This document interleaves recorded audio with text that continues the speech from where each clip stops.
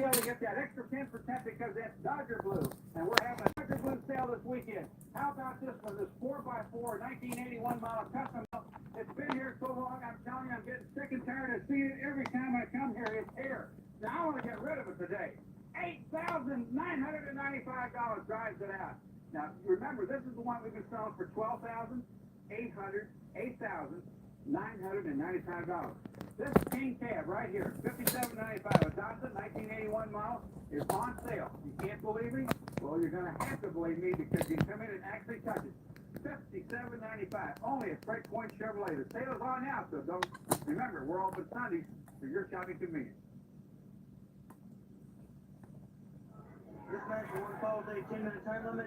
Hey, what's going on? Welcome to live show today. We're going to take another look at this. Let's see what we do right there. I just felt like looking at. I was already done with this figure, and I really didn't feel like putting it away yet. I was like, I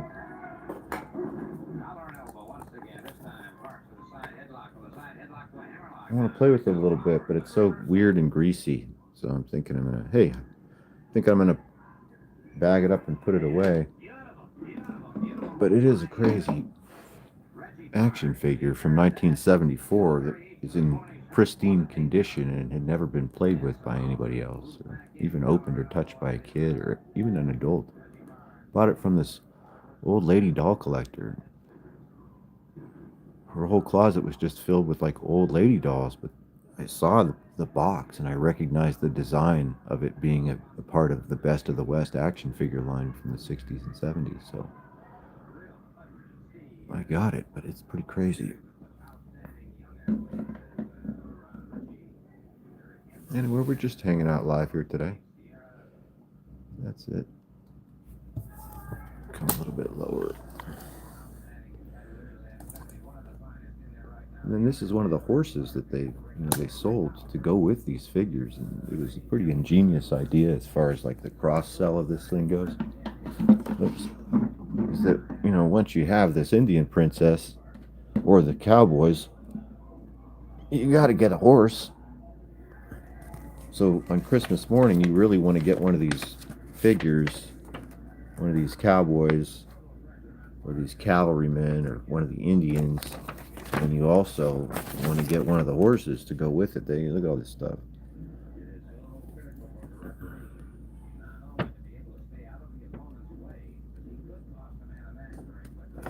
Yeah, and they had these 2-pack sets too. Like the first Johnny West that I ever got was this Johnny West, and he came with this horse, Thunderbolt, and they were in like a 2-pack box, and it didn't even have like graphics on it because I think my mom ordered it from like Sears and Roebuck or Sears catalog, and there wasn't, it didn't look like this box.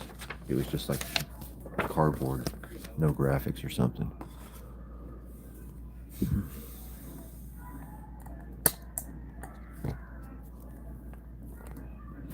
Really need to do dishes. Figure out what I'm gonna eat, and this is some Florida wrestling from 1981. It just came on randomly. It's been really good. Had some excellent commercials, some regional stuff. I haven't even recognized any of the names yet. Oh, look at that. It is Sunday. Sunday I try and reserve for sports and wrestling for the most part. I like the television just to have the sound of sports and wrestling coming from it. Today's Sunday the 28th of June. Hey, how's it going, Todd? What are you up to, man? It's good to see you. It's the 28th of June. What does it say? What was the date? What happened? Thomas Jefferson presents the Declaration of Independence in the Second Continental Congress in 1778. That happened today. You guys might have known that. That might have been on. I don't watch. Man, I'm kind of bored with politics and news after so many years, and then so much winning, right? Anyway, I'm kind of off of it. I don't know what's up, but maybe that was in the news today. That today was signing of the Declaration of Independence. Is that what it said? I think that is what it said. We're gonna put these. Check out my tune tumblers. These are really the only glasses I've used for years. I've amassed a collection of them. Really, I only use the front four, but these are really nice, man. I like these glasses, and that's it, man.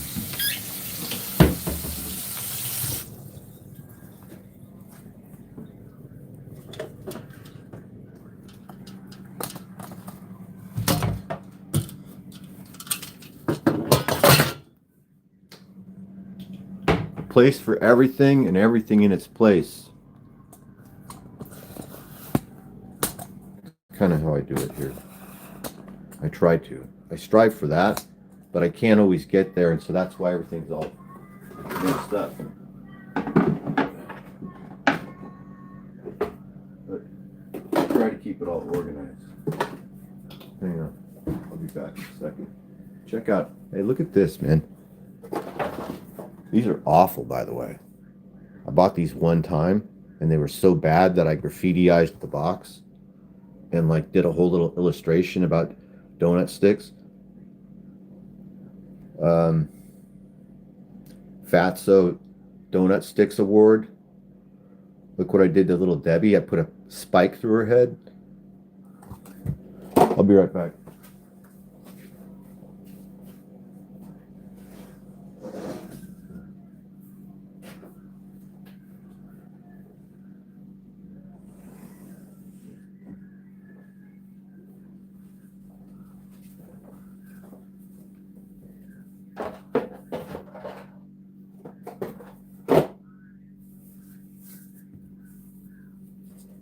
We're going to eat this potato today. Trey is a donut stick.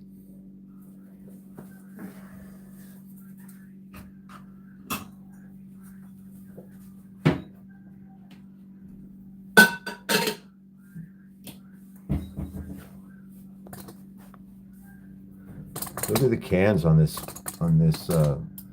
mad scientist's wife. She's haranguing him, right? Is that the word? Haranguing?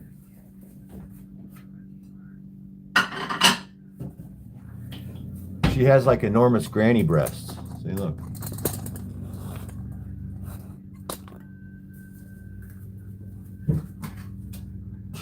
That's for you, Trey.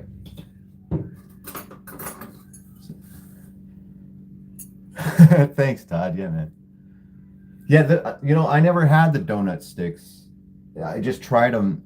I like the other Little Debbie stuff, like the oatmeal cream pies, but I really did just try them one time, and I didn't like them. They were like stale or something. I don't know. Yeah, thanks, Todd. Totally. Here's the fridge. This used to be a thing. Like, I don't even know if you can do it anymore. This might be some sort of a federal offense. But it used to be that everybody that was in the know would buy Land O'Lakes butter just to do this. On both sides of the box is this picture. And you take her knees on the other side of the box and you cut her knees into a little square. You tape it back here, see? And then you take an X-Acto knife and you cut out of the box. So, because this is a picture within a picture, right? So you lift up the box and you can see her knees from the other side of the box. But it's not really, it's her knees, but it doesn't look like her knees, does it? It looks like she's flashing you. What a wonderful world it used to be that we lived in. Wasn't that cool that you could do that? I don't think I think that product doesn't exist in the same way. I don't think the image is the same. I think they changed the image or something. Yeah. Look, Todd. See if I can get it lit better. That's what's so cool about it, is when you're like, hey, what's this, man? What? Bango.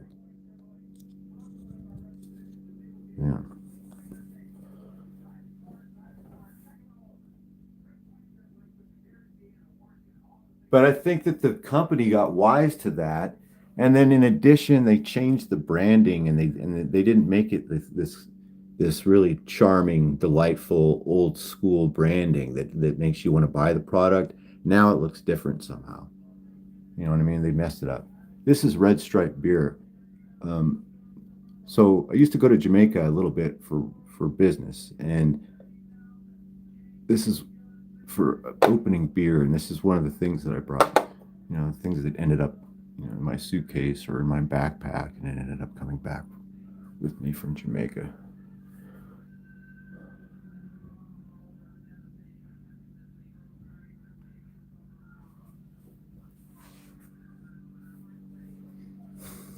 I was gonna do dishes. Hold on, you know what I'll do is see if this works. Hold on. So I'm gonna put the phone like this. Check this out. And then I can do dishes and look, and I can watch myself do dishes as if I have a television show about me doing dishes. Hell yes. Just like that. This is going to come off, you know, because it's going to get wet. But in addition, this is an old one, so I need to put a better one on for the rest of today anyway.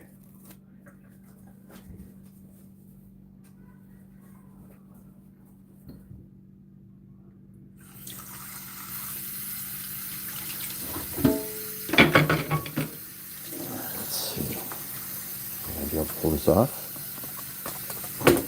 See if we can, hold on, let me see if I can get this to turn.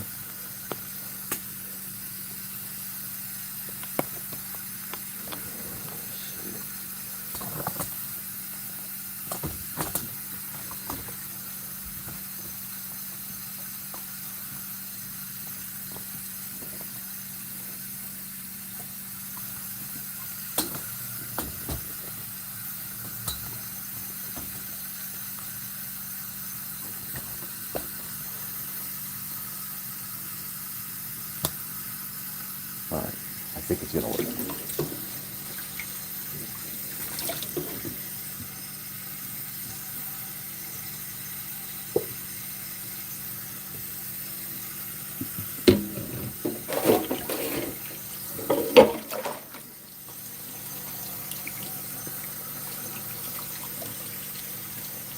I do all my dishes by hand because I don't have a dishwasher. She moved out about 8 years ago.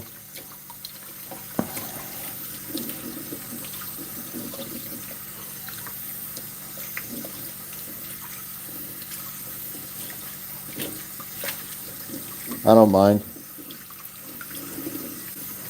Yeah, it's what do they call it? It's like they call it risk and reward.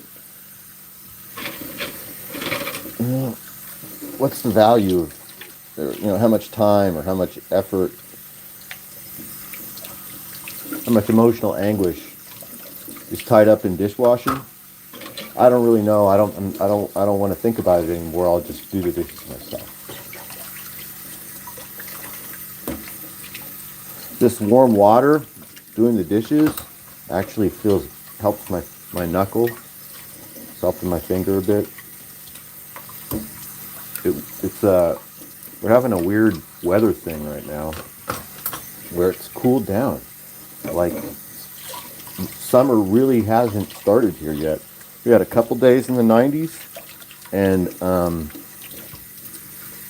that's been it. It's been in the 80s and in the low 70s, and like I think it dropped down to 58 last night, and it's about 74 outside.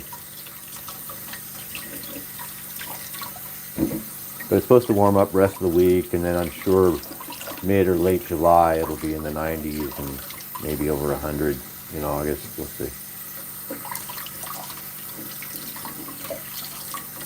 You know, I remember one time I was watching my Aunt Millie doing the dishes, and you know, she was old school. This is like an 80-year-old woman. I mean, she wasn't 80 when I was watching her do the dishes. She was probably like my age when I was watching her do the dishes. I was probably like 9 or 10. And she, her whole dish doing was completely different than what you're looking at right here, okay? First of all, she used her hands, like I'm doing right now. She didn't use a sponge or a scrubber. She would go like this, and if she came to something that needed to be squished off, you know, or scraped off, she would just scrape it off. But she would do it all in a double sink like this. One side of the sink would be filled with water and soap, and then she'd put the dirty dishes in that sink that was filled with the water and soap, and it would all get dirty together. And then over here would be filled with water, hot water, and she would take the dish after it had the stuff and then dip it in that, and then set it in the rack. I mean, there's good things and bad things about Aunt Millie's idea of dishwashing. I don't mind the hand thing, but I would never use it on greasy stuff like this. Occasionally I do it to scrape off a bit of stuff. It's only me that lives here. But the weird thing that she did with the water had something to do with the water bill or something like that. I don't have a water bill. So, and I'm really not that concerned about water waste. It's just me. I know that me, myself, doing dishes the way I do is completely minuscule in comparison to one house with 3 people in it with a dishwasher or something like that. And like, we're almost done. So, but anyway, this is the way I do it. And I don't dry or anything. I just go over it with my hand, man, and you can feel all the stuff. I learned this part from Aunt Millie. But for the most part, I scrub all this with a sponge. Now, not the same sponge. Look, we're going to switch up sponges. So this is the sponge that I use for normal everything, right? There's no grease, there's no food or anything on this sponge. This is for dishes that are already somewhat clean. But right now we're going to take care of this skillet right here that has got grease in it from doing a burger in it last night. And so we have to use the dirty sponge for this. So I'll put that, get some of that grease off, and now we just go to town with it.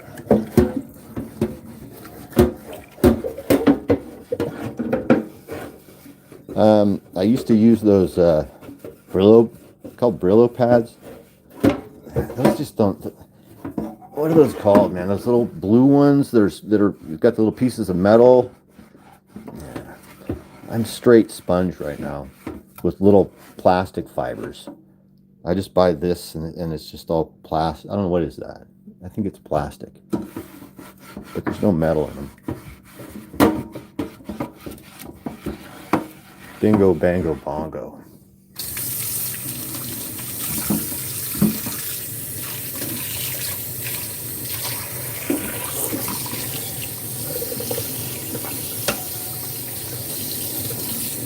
I keep the dirty sponge over here.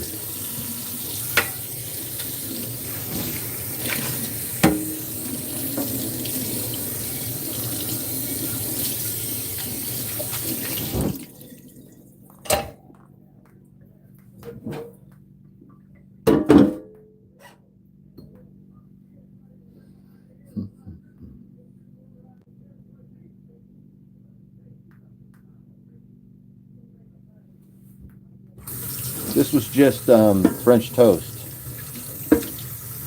Nothing gross on here. So we can just a little bit of Dawn. It's always darkest before the dawn. And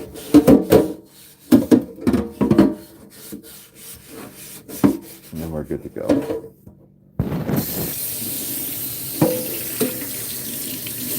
I think I'm going to do something with those potatoes today, like make mashed potatoes with cheese, and then do like some sort of a hamburger steak.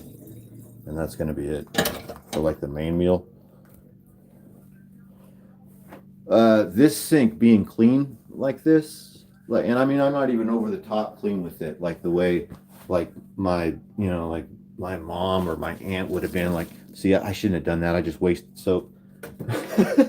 That's how weird I am. But they would go like this and everything. And I don't do this at all. I'm just doing it, showing you on the camera. But I don't usually wipe this out like this, but I will a little bit.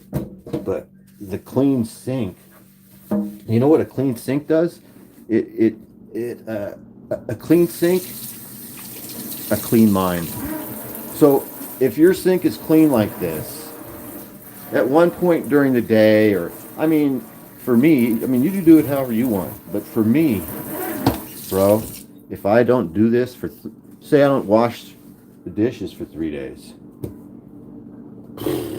forget about it. I'm depressed just looking at the sink because I know that I have to do 3 days worth of dishes right now or then. So it's like Barney Fife's, it's like, this is a Barney Fife philosophy. Nip it in the bud. You got to nip everything in the bud. Nip everything in the bud. Don't let it get out of control. Do your best to kind of, you know, keep it trimmed. Keep it, you know, do a little bit at a time. But this makes me feel good.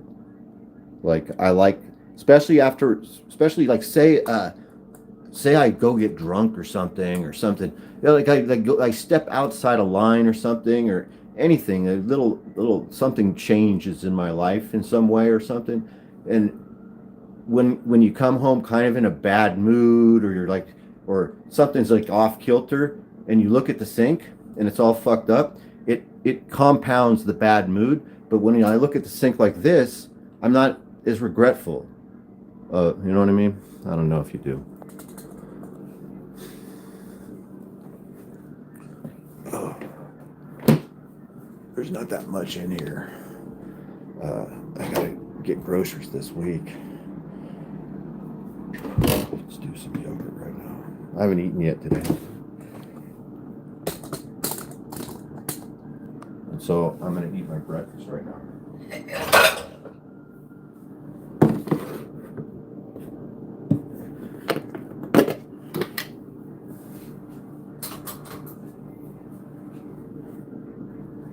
Oh, yeah, Trey understands.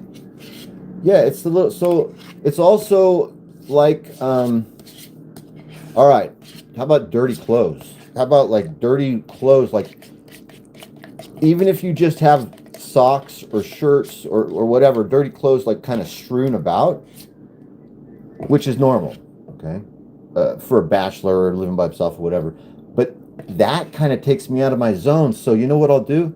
I'll just put them in a pile. So just to have the dirty clothes right in a pile of dirty clothes is better than having socks like freaking all, you know what I mean, all over the floor, and like you kick one off in the sleep and you never, yeah, you know what I mean. Anyway, so even like organizing the shit, like, you know, it doesn't have to be perfect. I mean, this place is a mess, but I might save this big container for something.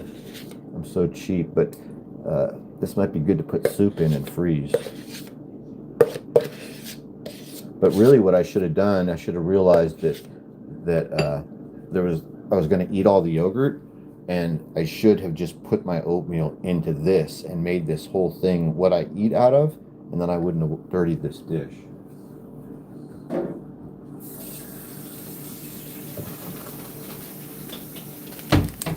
So this is how I do the oatmeal. It's just that, did you see what that yogurt was? It's the worst yogurt you can possibly buy. It's the yogurt that you would never buy. There's no flavor to it. There's nothing in this yogurt. It's strained, whole milk, plain vitamin D Greek yogurt, but it's the highest protein possible. This is the best, healthiest yogurt you can eat. And once you acclimate yourself to it, and it also helps to kind of have a weird, unstable personality like me or something. I don't know. But I'm on board with it completely. I know it's weird. You don't have to do this. I'm just doing it because I'm old. Because I'm on like a fitness health kick. I'm trying to. I want to try eating healthier stuff. So I buy this crappy, you know, this part isn't healthy. All the sugar and everything in there. And this is just the maple and brown sugar oatmeal. No, I'll just mix this whole thing together, man. And I won't even heat it up or add it, just like this. I'm like a horse. I'll just eat these oats and this maple and brown sugar powder mixed with that like 000 tastes like air yogurt. And this is gonna be my breakfast, bro. It's not every day. It's not always like this. This is a relaxed Sunday, but I might have some French toast next or later on.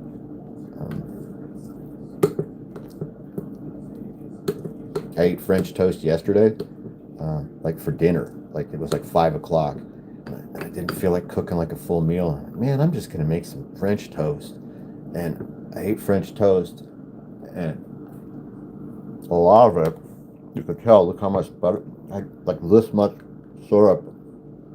It was up to her hands. And I fell asleep on the couch after my French toast. My neighbor woke me up to offer me food. Yeah, and I was still full. I said, I just went into a French toast club. I'm sorry. Thank you, though. But I didn't go over for food.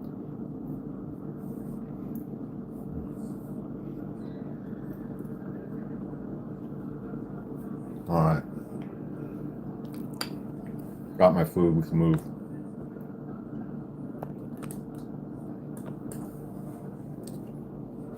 There's a lot of stuff. This is a really cool calendar that a viewer of the show last year or year before made and sent me for 2025. Isn't that awesome? It's from Jeff in Arizona.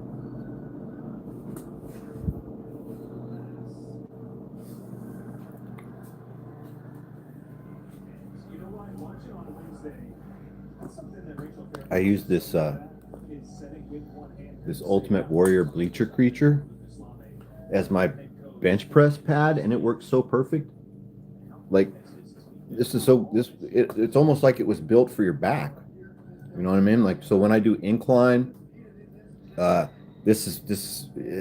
can kind of lay my neck back, and it works like it's a neck support. So this is how I love doing my inclines like now, because it's super soft and supported. That's the only thing I use that thing for.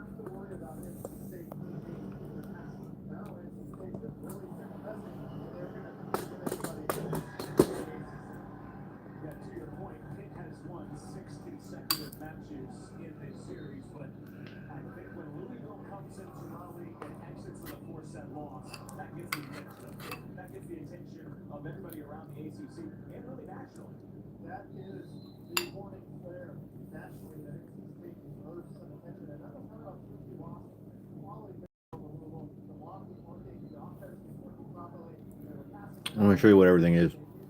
So, this is a toy that kids used to play with. That it's a fake mortar, and inside here you unscrew this, and there's a spot to put one cap, one little exploding cap that you use inside of a cap gun, fits in there. Then you throw this up in the air on your driveway or in the street, and it falls down this way because it's weighted, because this is metal right here. And it ultimate. Oh yeah, he's one of my favorites too, man.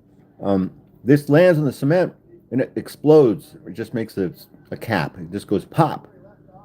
But the idea is you're a kid in your neighborhood pretending that you're going to be a mortarman already. You're practicing. Maybe you're going to go to artillery training at Fort Bliss or something, but you're practicing at age 6. This is a little heavy metallic. It's made of metal and painted, the whole thing. Batman. It's really neat. It was a gift from my ex-girlfriend. I don't know where she got it. She probably stole it from someone. Hold on. I gotta take a bite. This is a Muhammad Ali doll. The greatest. I used to have this. This isn't mine, though. This belonged to some other kid. He burned him with like a lighter or something. Right? It looked like he melted him with a lighter.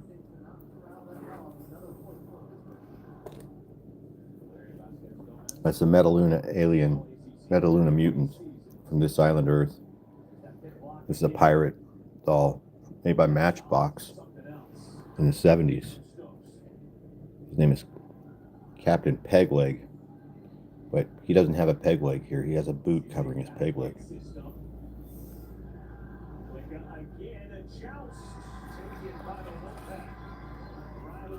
This is an Azorian flag.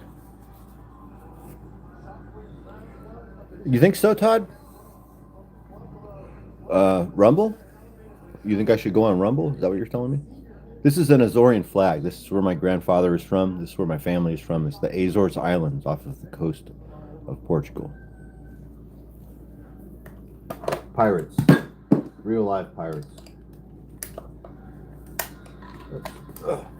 We lost Gizmo and we lost the flag of the Azores.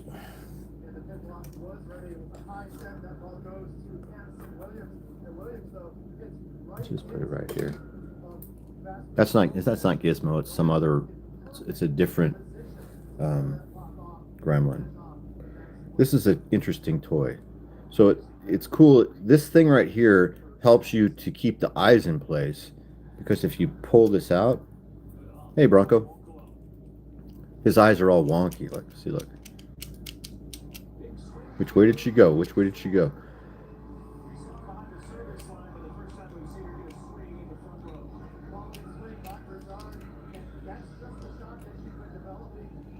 So that's it. You got to like stick this thing in here to keep his eyes in place the way that you want them, so they're not wonky. Anyway, they're wonky now. This is me when I went on a cruise.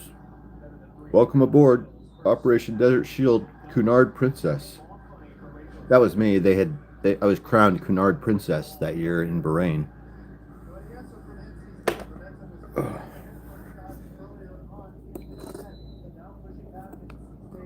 Let's pull this up a little bit. I'm sorry, I gotta pull. Let's see.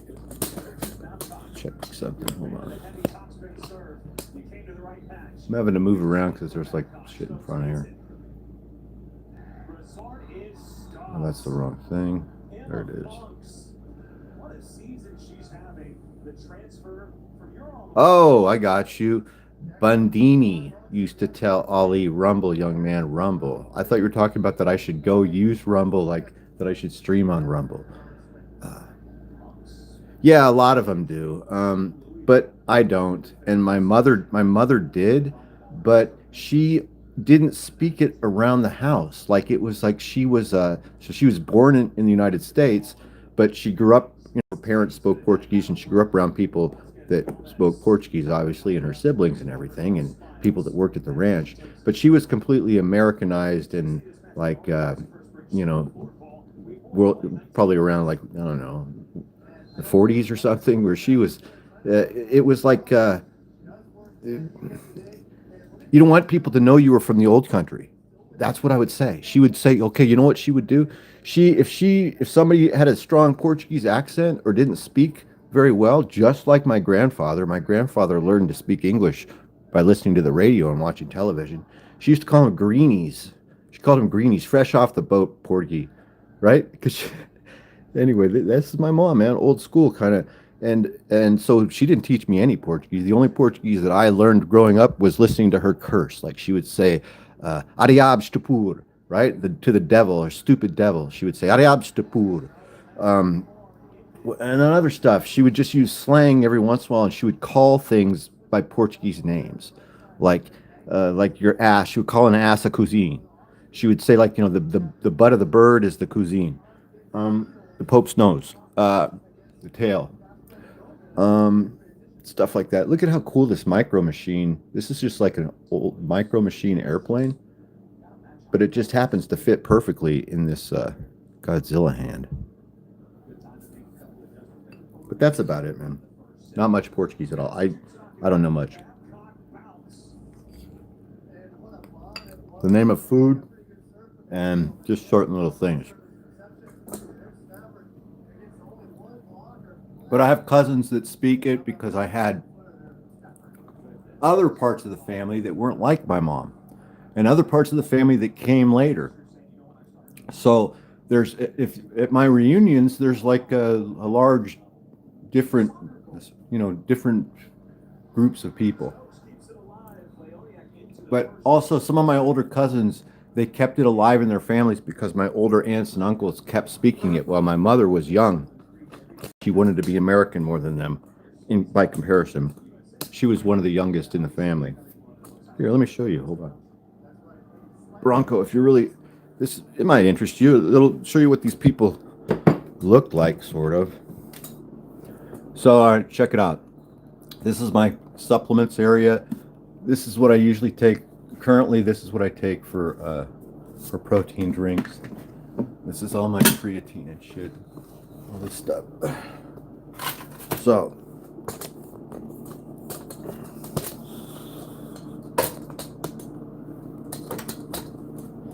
This is my family name, Reese, or Portuguese spell, pronunciation, you would say race. But in America, as a Portuguese person, and in California, this is not an unusual name, and it's pronounced Reese in California. This is a picture. Well, this is a magazine, not magazine. This is a recipe book that was compiled by my older sister, and it's all the people in my family's favorite recipes. This is a picture of my grandfather's first ranch in the Central Valley of California. I'm related to all these people in this picture. It's kind of hard to see. Let's go like this. Yes, it is. That is what it means, Bronco. So, in the late 1800s, right around the turn of the century, my grandfather, here we go, my grandfather came to America from Saint George, an island in the Azores. He was 18 years old, and he already had a job waiting for him in San Rafael, California. So he came through, this is him seated. This is my Aunt Madge, and this is my grandmother. So he went through Ellis Island, and then he traveled by train across the United States to San Rafael, where he had a job waiting for him with an Azorean landowner that was connected to our family back home. And so he had never met this man before, and he had just come to work at his ranch. And so he worked there at his ranch, and that man was my great-grandfather named Joseph Azevedo. So the Azevedos, they had one daughter, and it was my grandmother Mary. And this was a wealthy family and a big landowner. Well, my grandfather, he married her, the daughter of his boss, and he became the manager of the entire ranch and inherited everything eventually. And the two of them together had 14 children. Here they are later. So this is him seated. This is my grandmother, and that's my mom right there, a little tiny baby. So this is why I have all these old aunts and uncles. That this is where they come from.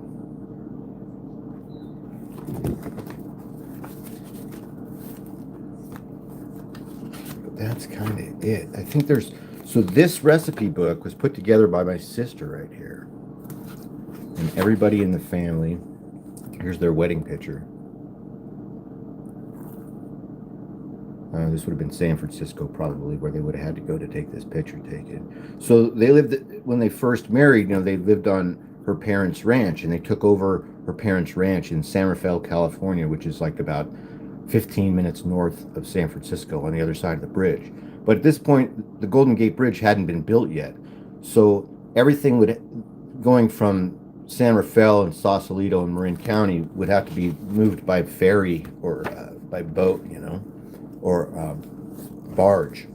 And so their ranch was a dairy ranch. That's what this is. This is a dairy ranch mostly.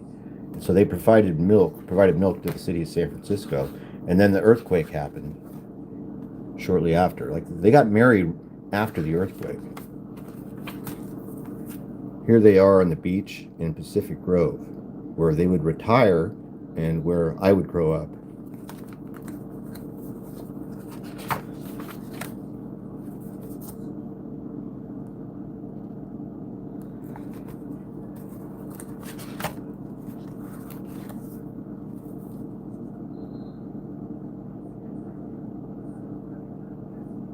This is like 1970.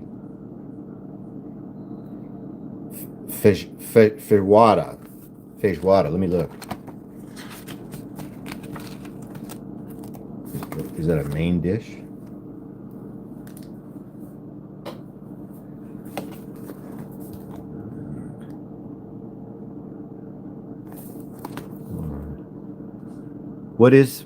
Tell me what it is, Bronco. What is feijoada? Because I can't look it up on my phone right now. You know what we used to eat a lot of? You ever heard of vingadage? Vingadage is like a type of marinade that you put on lamb, Yeah, I think mostly lamb or beef, but I think it's mostly lamb the way that my uncle would do it. Vingadage. You know what that is? It's a bean dish with pork. I haven't heard of it before. So it might not be one of our things. The food that's in here, it's not necessarily Portuguese food. It's Azorean food mixed with California. So like the Azores are different than mainland Portugal. Paulo totally knows way more, obviously, because he's Portuguese, but it's not necessarily the same. There's little differences about it. Oh, okay. I'm not familiar with it here with my family. Bean dish with pork. I wonder if.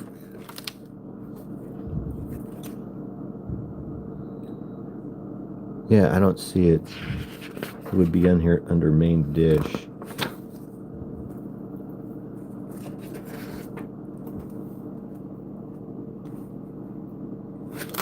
Desserts. So anyway, yeah, this is it. So all these older kids, right? Like I said, this is my mom. She's like 3 years old, and this picture is taken in about 1926 or something like that. Yeah, yeah. It's like a mixture of Azorean culture, which isn't even necessarily mainland Portuguese culture, mixed with early California. Like the people that so a lot of the Northern California Central Valley, a lot of the landowners in the beginning had Portuguese relations, or a good number of them did.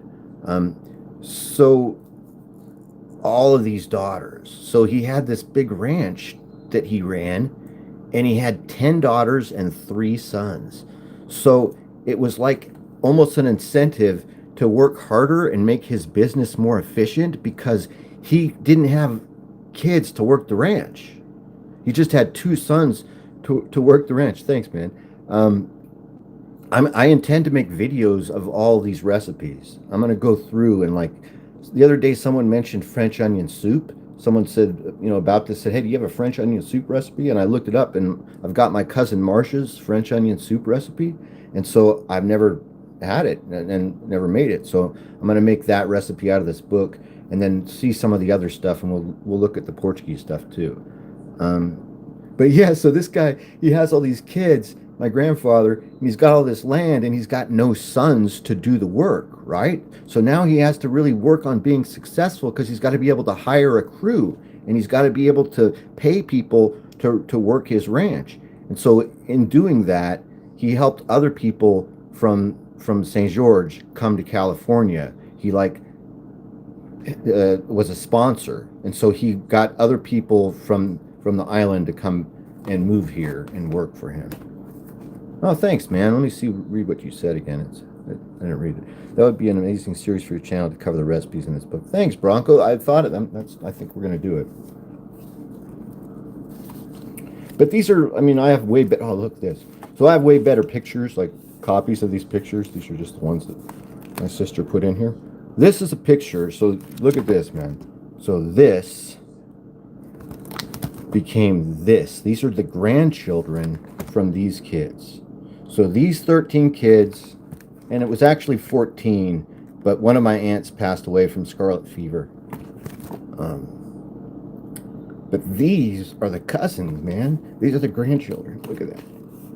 So out of everybody here, and this is my grandma sitting right here. That's me right there.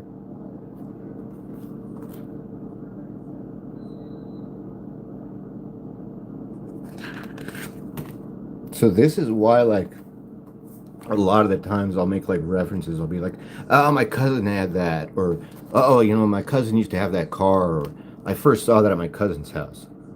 There's like 100.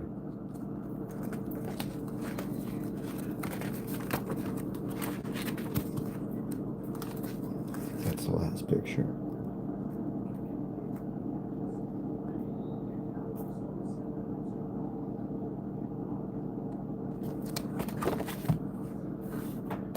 So let's see. It's broken up into like areas. My sister did a bunch of work in here, like adding all this stuff to it to help you with like cooking stuff, you know. But I think I saw that French onion soup like right off the bat. But it's a lot of party stuff, you know. And what's cool about it is that every recipe has the name of the person who made it. It's pretty cool. Like this was Aunt Rose's tea rings.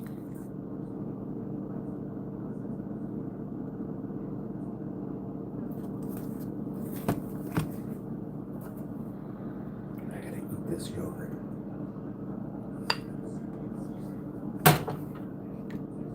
So that would be something good to do. And didn't I just say I have to go shopping? Yeah. So I think what I'll do is do that French onion soup recipe, and I'll get the groceries for a couple other recipes. Maybe I'll just get the groceries for some of these other recipes. I don't know. Ugh. This is all my recipe books right here.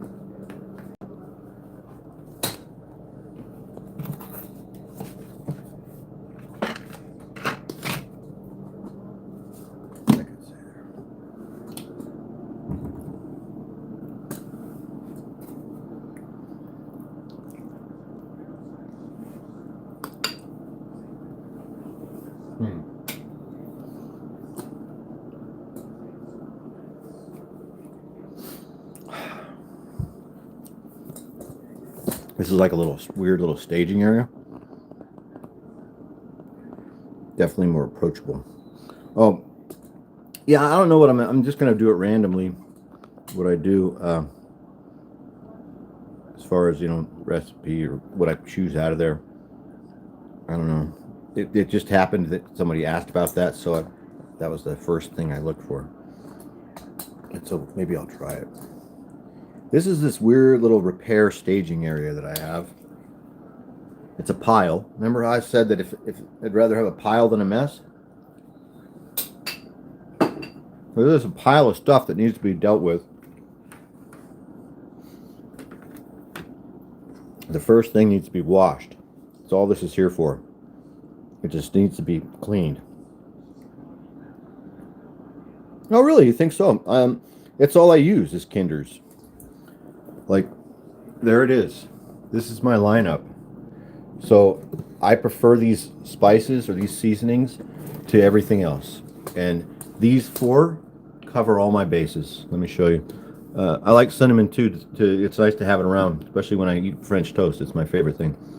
These 4 spices or seasonings is everything I need for all my stuff. For like chicken, steaks,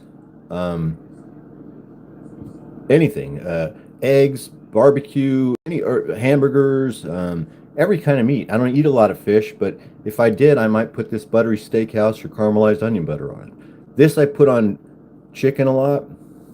This I put on anything barbecue. This I put on steaks if I wanted to have this buttery steakhouse flavor.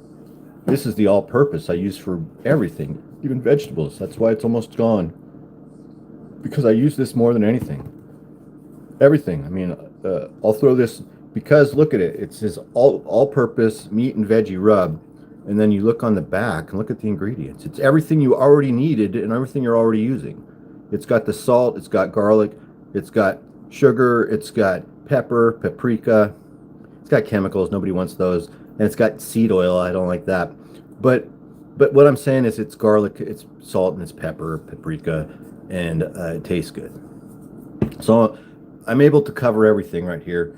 And then maybe the biggest thing that's missing is like garlic salt or garlic powder, but I'm fine with it. This is what I do.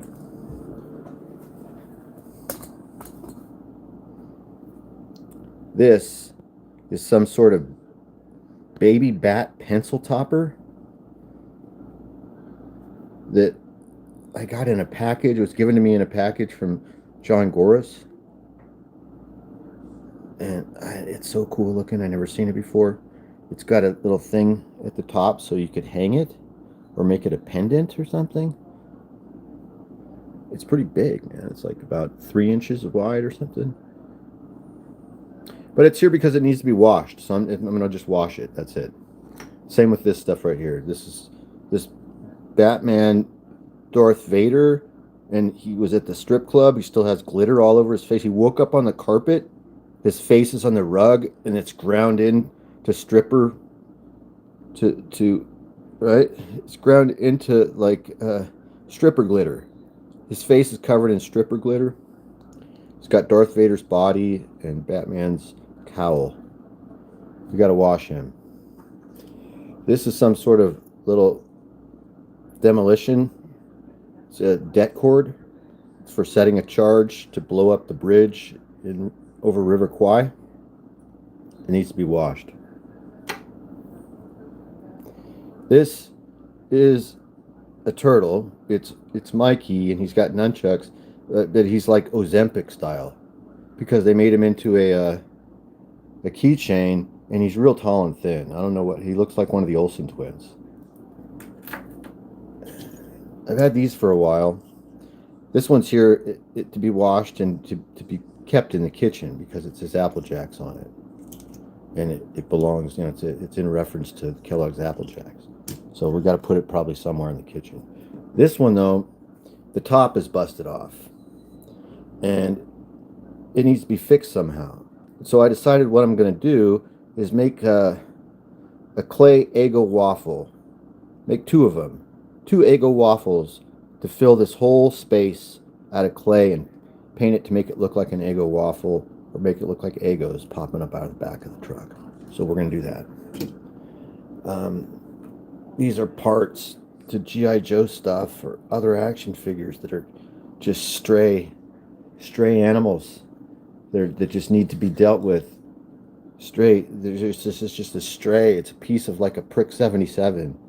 You know, some sort of a radio set. It's not really a prick, but a 77. But it's like a radio. It's like the top of a radio set that would have been like a PRC 77, but it has. Look at it. It's the headphones, but it's just a piece of it. It's not the whole radio set.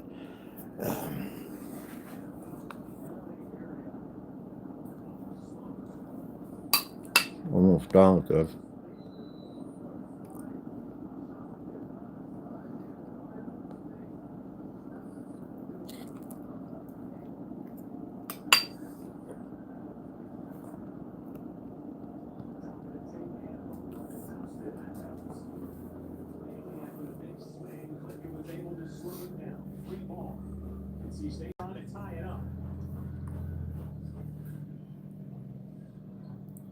Real sunny, but like I said, it's not real hot.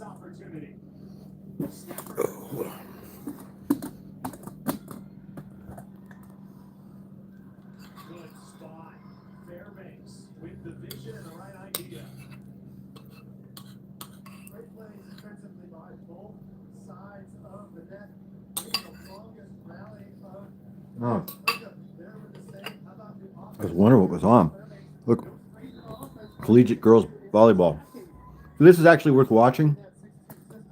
Like, I don't. There's certain women's sports that for me are worth watching. Like basketball is not one. It's totally not entertaining, and it's really low scoring, and it's just not okay. So I won't watch like the WNBA or collegiate, women's basketball, but volleyball is competitive. And look at the score. Look at these schools. There's two big schools here: NC State versus Pitt. I like volleyball players. I like girl volleyball. So I dated one of these girls. I dated a collegiate volleyball player when I was younger, and I like these tall girls they can jump. They have the perfect butts. Maybe not that one, but you get me. This is autographed to me from Bela Lugosi Jr. You know Bela. This is his son, and I met him at a horror convention in San Francisco, and he was very nice. Talked to him for a while. There was nobody. There was no line even. It was just him. This is the first time this season I think NC State has really had everybody healthy at once and in quite a bit of game shape, albeit Rice coming off of last weekend would be the only exception, but NC State playing with a full deck, and Stokes serves into the net. that balanced offense can give plenty of teams trouble. Well, if the ball control is there, running that 6-2 offense for NC State, that should provide them with. These big figures came in bags and they were carded, and I bought them from a buddy of mine. Just was the man. He was like one of the biggest weebs of all time. He probably still is one of the biggest weebs of all time. But he had the most. I mean, we're talking way back, going back, starting in the '80s, before anybody was really into manga or anime, when it was just starting. Anyway, his dad would go to Japan all the time, and he would get all kinds of crazy stuff. Well, all three of these figures came out of a vending machine, and they were still sealed in their bags and everything with the header cards, and they had come out of this large vending machine that was just for these figures, and he bought them, and then I bought them from him, and then I did the unthinkable. I took them out of the box. I took them out of the bags. I kept the header cards, but I wanted to set them up and display them. You can tell they're the vending machine ones by how cheap the stands are. You know, they're not the ones that come in the box that are all nice and everything. These were just in a plastic bag, but they're really big. They're like 15 inches tall. That's Topo Gigio. I guess he's a talking mouse or singing mouse from Italy. These are paintings. I painted that devil. My son painted that Hank Venture, I think his name is. This is painted by Skinner. It's a Bigfoot, painted by the artist Skinner. He does those covers for those album covers for that band Mastodon, I think, or Mammoth. I forget the name of the band. Mastodon. I did this King Kong painting. It's pretty big. It's about 4 feet tall by about 3 feet. Maybe it's bigger than 4 feet. This is cool. This is a Heckle and Jekyll comic cover that was never used. It's from the printers. It's never been folded. It was never stapled, and the edges were never trimmed. See the edges? But on the inside, it's got all the printing, the ads, and everything. The indices down here. This is just never completed. It was like a proof. They call this a proof, a printing proof. It's never trimmed and never stapled.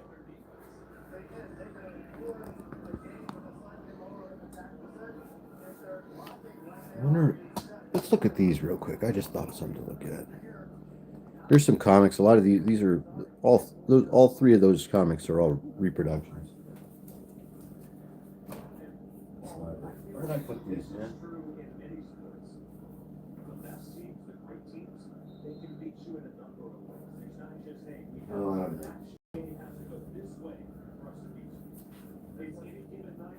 I don't know what happened to what I was looking for. It's not a big deal.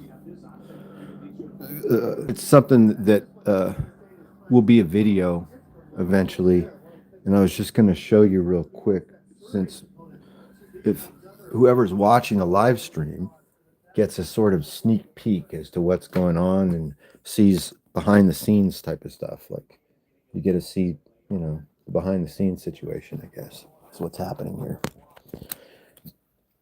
Unprocessed Greenblatt.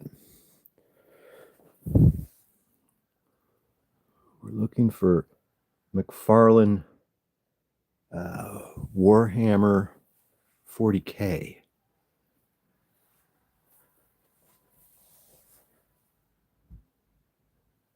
That's what we're looking for. I did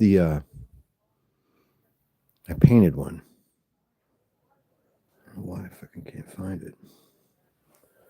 One of those proofs. That's what reminded me is that I used that word talking about that Heckle and Jekyll comic, I think, and it reminded me that I did some painting, and I painted these. Dude, is this them? There they are. All right, let me set the camera up on the tripod, and I'll show you what's up. Also, let me show you what I used for them. All right.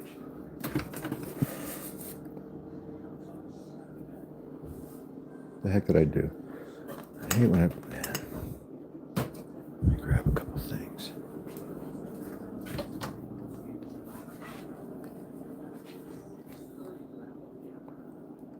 So let's just grab these. So a number of years ago, I bought this McFarlane figure. It's been a while, probably, I don't know, 4 or 5 years since these came out.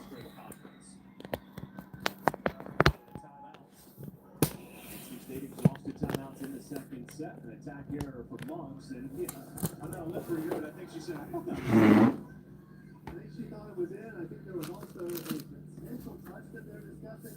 And Monks and Coach Fisher are discussing what what she thought was wrong. They were willing to pull that card here rather than give NC State the side out.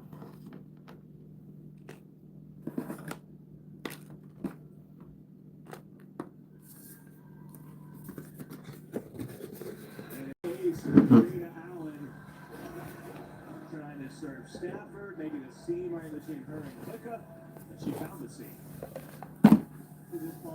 All right.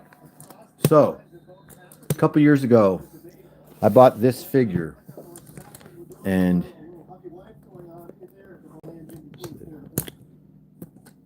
That angle from the end zone is a great example. Man, what's Sometimes up? I think people from the normal angle, they say, oh, well how does that ball get There we go.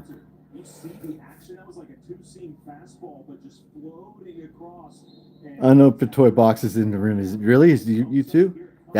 Dude, it's the sickness. I'm down with the sickness.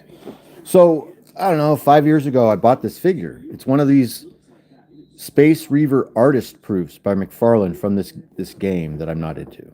Warhammer 40K. I'm not into it. I played it with my friends at the very beginning. I had friends that were into it. This guy had an entire, like, 3-car garage in Carmel with a huge train board turned into this. And it was at the beginning. I'm talking about the 90s when these guys were playing this. I went over and partied with them and tried it a couple times, but it just wasn't my bag. I was in the Army at the time, and it seemed silly, to be a grown man playing this game. But these were my old friends from high school. So this was all gray, right? And I didn't know what to do with it for the longest time. I didn't do anything to it. But then, a couple months ago, I got this figure from G.I. Joe Classified. His name is Seymour Sci-Fi Fine. And he's great. This doesn't come with him. I just threw that in there. It's probably like from the Skeleton Warriors or something, but it looks good when he's holding it. So this guy, I really like this figure a lot. Comes with some cool accessories and his helmet with a faceplate. I like the design of his kit and everything, or of his gear, the suit he's wearing. So I had him out. I'm thinking, and I'm watching that show Fallout on Amazon. That's what was happening. I was watching Fallout, maybe the second season or something. Maybe this was about 3 months ago. And I thought, you know what? What if I made this Warhammer figure? What if I made him a Joe? And I made him like in a jump. The idea would be that he's like this senior Joe in a jumpsuit. And then this guy, Fine, this Seymour, he's going to be like his crew member. He's going to be like a squad, part of the squad. I have seen those McFarlane figures from the show. So I decided to do that. So I painted this guy.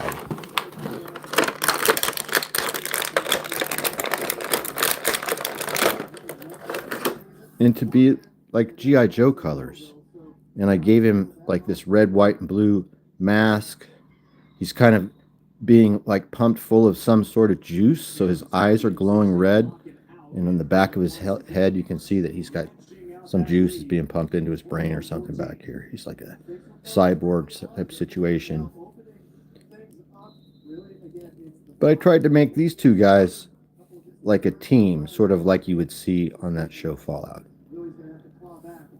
And so to do that, I bought these pens, these acrylic paint pens. Now, for years, I've been painting stuff and customizing stuff and using modeling paint and brushes. These pens are filled with actual acrylic paint, Artistro. On one side is this brush tip that is real fine and can get real, real fine. Look at that. And on the other side is a finer tip that's 1 millimeter at the very point. and they come in all these colors. And so that's this whole guy, even the black, was done with those acrylic paint pens that I bought really inexpensive on Amazon. I haven't done anything on the epaulets yet. So what I think I'm going to do is the classic star symbol. I'll show you. I think I'm going to do that over here or over here. I haven't quite decided yet. Take a look and see how I did his. He's got this kind of grapple gun thing that he comes with. I just finished everything real simple because I'm painting him as like as a Joe, not a member of any of their clans. It has nothing to do with the right colors that the Warhammer person would want these guys to be in. Instead, I wanted to make him into a G.I. Joe. So the paint pens, and then after you're done with the paint pens on these figures, I've done some other figures too using the pens. You really have to spray them with this mat.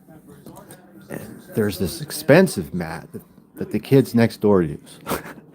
Remember how I told you my son lives next door, and him and his wife are both toy people too. I don't really talk about this, but this is a live stream, so it's behind the scenes. So my son and daughter-in-law, they're like on the other side of this wall, basically, 2 walls away. Through 2 walls there is their house, and they have toys that they collect as well, and they customize stuff, and especially my daughter-in-law is a really talented artist. Anyway, they use really expensive stuff to seal their figures, their customs. This is the cheapest you could buy, pretty much, and it works fine. I'm okay with it, but they use other stuff that's very expensive, and it's expensive for a reason, because the finished product is real cool, dude. It like is velvety sometimes, if you know what I'm talking about. It's like Model Masters. It's got a funny name. Mr. Super Dry, Mr. Super Smooth, or something like that is the name of the product. Anyway, yeah, that's it. So I painted that guy. I've done some other customs, but I don't see any of them around here using these paint pens, and they work really well. Like, for example, what we were just talking. You know what? Hold on, man. You know what we could do? You want to do a live custom? You need to fix this, Matt Murdock, right now. We could fix it right now, or I could fix it right now, and if you want, you could watch. What's up with the camera? I kind of messed it up. Hold on. What is up with that? There.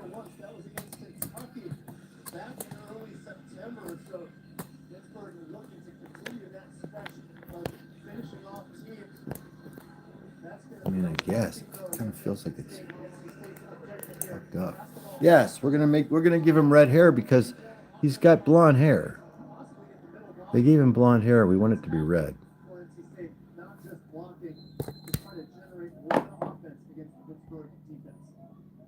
Pitt won its first 12 sets in conference play in a 4-year start. Then fell behind Georgia Tech 2 sets to none. No problem. Can we count that as a sweep too? It was a reverse sweep. All right, let's see what we can find. So, straight off the bat, we have a couple possibilities. There's that. That might do something. No. All right, so we have a couple different orange colors here. Let me show you how I do this. See this inside of here? No one's ever going to see the inside of this, right? You can't even see that, right? Look. So this is going to be our test paint area right there. Right inside of this yellow hair, we're going to try out the 2 different oranges, okay?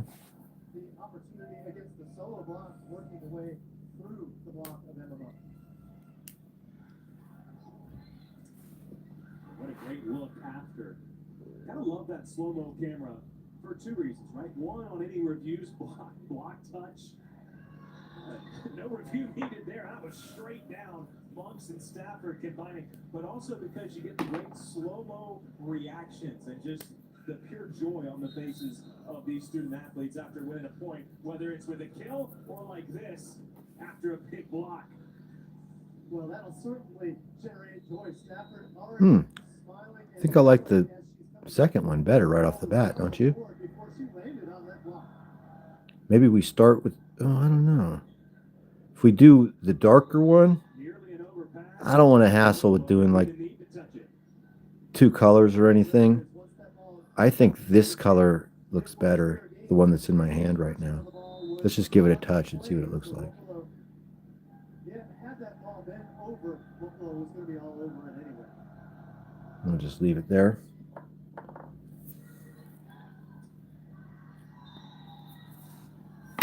No touch, point hit. And NC State a little out of sorts.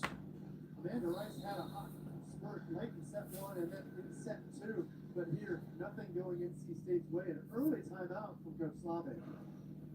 Timeout, Wolfpack. And we welcome you back to Raleigh, and apologies. It was not a called timeout for NC State. It was a challenge. And if you look at the score, not 4-1 Pitt. So that just looks wrong. To be a touch. Does this look like it could be right? Coach Slave. I don't know. It might need to be the darker one. We'll wait and see.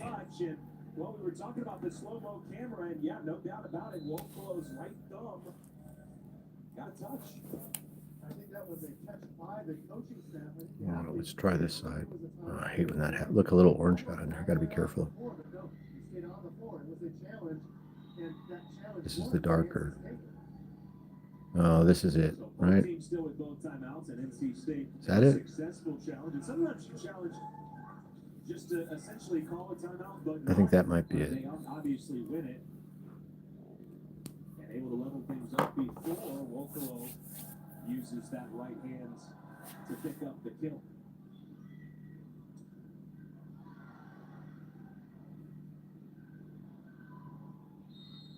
And what have we here?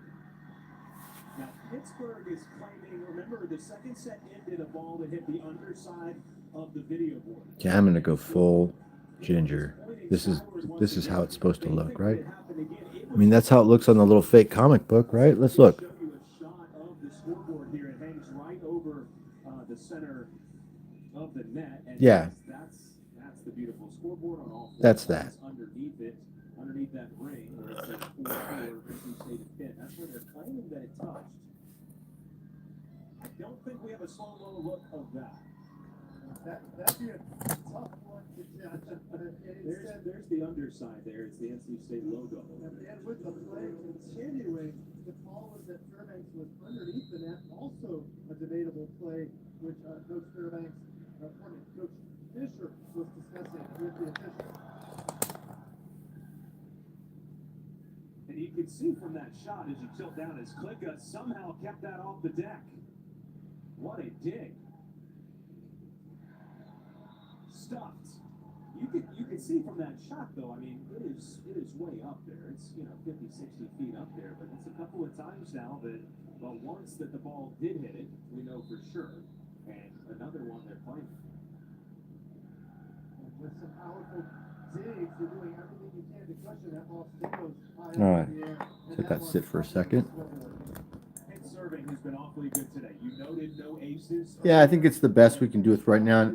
You know, it's not really the best we could do right now, because what I forgot to show you is that after I bought that 24 pack that worked so good, let me show you about these pens, because this is the payoff right here. Is that really the main reason I got into I started this is because I found that this same company, Artistro, they make it a 24 or 25 pack pen selection that are meant for doing skin, for customizing skin tones. All of these colors are supposed to be these are all skin. This is a skin tone set. I did this to customize wrestling figures because I wanted to be able to match skin tones on a wrestling figure. So that's how I started with it. And then I bought that other 24-piece set. And then now I bought like the 70 or 40-piece set and I can't find it. It's here. Anyway, there's a new set that I bought. Man, why do I? Oh, it's right here, man. See, I know I'm organized. I knew it was here. So this is the new set that probably has more selections of oranges in it than what we just did. This is the 36 vibrant colors set, and same company. I haven't even opened it yet, and so maybe there might have been a better orange in here, but I don't know. I didn't open it, so we'll see how that one turns out. And also, once the thing about having these colors, all of this and the other pens too, is that when you are customizing it, now it eliminates the problem of making mistakes. So it used to be that I, with a brush, super paranoid and worried, and I'm going so slow and everything. But now, because I have these pens that work fantastic, if I mess something up, if I get a little orange paint on this black thing here, or a little orange on his ear, I can fix it in just a second. I got the pens to fix it. This might be too orange, but it still looks better than the blonde, and I might do something over it. I might, you know what I mean? I might put the lighter color over the top, but it still already looks better. And of course, I'll clean that up, fill all that in with the 1mm tip in a second after it dries. Let it sit. No hurries, no worries. But yes, these pens are a crazy lifesaver. Let me show you something that I used them for. The hell, look. So this Thor figure, man, didn't turn out great, but it's better than how it looked. And I bought this Thor figure because I wanted this Thor, but I didn't want the messed up eyes. I didn't want the red eyes, man. I didn't want the red eyes. So remember how this figure came with red eyes?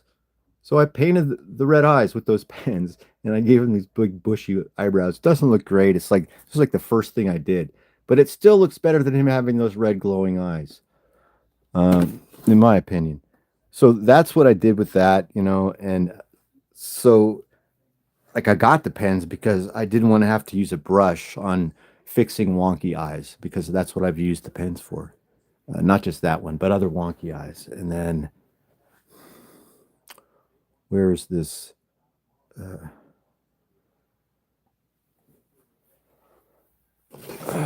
Right here.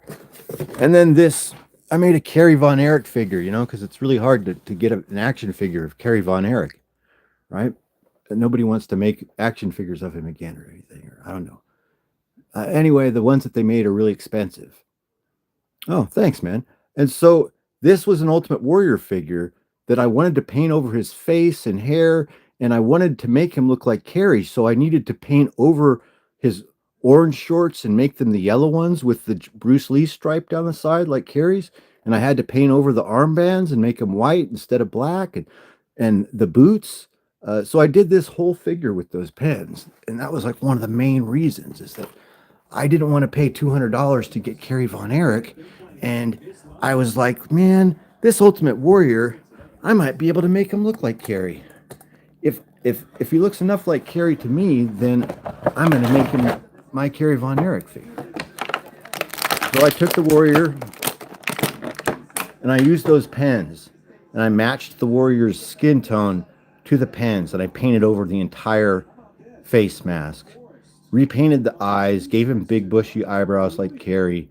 I gave him this yellow blonde hair like Carrie's with the highlights and everything. And then the yellow shorts with the black Bruce Lee stripes. And then the boots, I put Carrie Von Erich on them with the pens. And I was really happy how it turned out. So that was it. That was the reason I really got the pens, is that I was like, man, how do I match a skin tone? How do I paint over the Ultimate Warrior's face paint, with a brush? But the pens were a lifesaver. If this is something you're interested in doing, like, you could do it with a lot of different figures.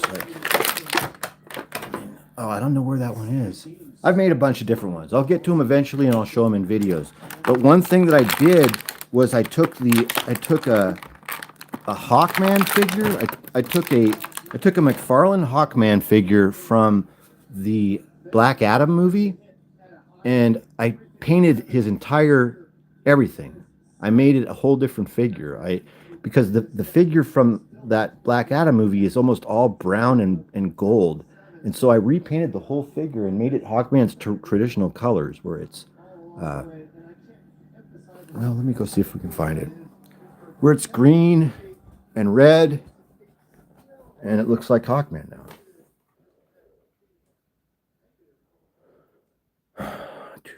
Let's see if we see it from here. I don't see it. It's somewhere else. That's Batman from the Black Adam. Anyway, we're almost about done. I'm gonna make these about an hour and 90 minutes. Make them about 90 minutes, an hour and a half long. So I like took that one from the movie figure and I made it into to look like real Hawkman.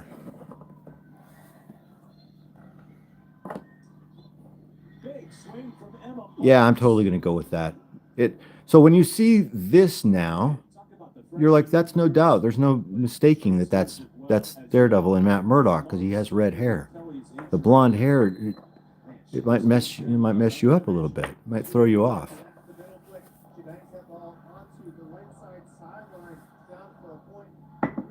Hey, this is a really good setup right here. Since we don't have that much time left, let me show you what's going on in the ring right there. Look at this. This is just an epic battle that's about to go down. Street Fighter 2 versus G.I. Joe. It's going to be a boxing match, or like some sort of maybe a no holds barred martial arts, like a total MMA competition between Sergeant Slaughter and Balrog from Street Fighter 2. Both these are superposable figures. They're not doing anything right now. They're just like facing off. The referee's getting ready, but I had them doing a bunch of shit before. This Balrog is sick. It's so good, man. This is a great figure. The posability is it's just crazy. It's a really good figure, man. Anyway, he's about to meet, go up against Slaughter in his G.I. Joe incarnation. Like, this is how he looked, Arise, Serpentor Arise, when he was like going off, and I think he was training everybody in hand to hand and showing up. Jada has totally been killing it. I want to get some of their other stuff. So I've got pretty much all the Street Fighter stuff, but I haven't gotten any of that serial stuff or the cartoon stuff. I want to get that Tony the Tiger. I would like to get those Scooby-Doo figures, but they're not on my priority list or anything, but they look really cool. And Jada does an outstanding job, with every property they touch. And, I'm a plastic guy. I like the feel of a high quality toy made with the right plastic. And these Street Fighter 2 figures, man, that's like, it feels great. They're really, really nice. It's like the plastic feels brushed.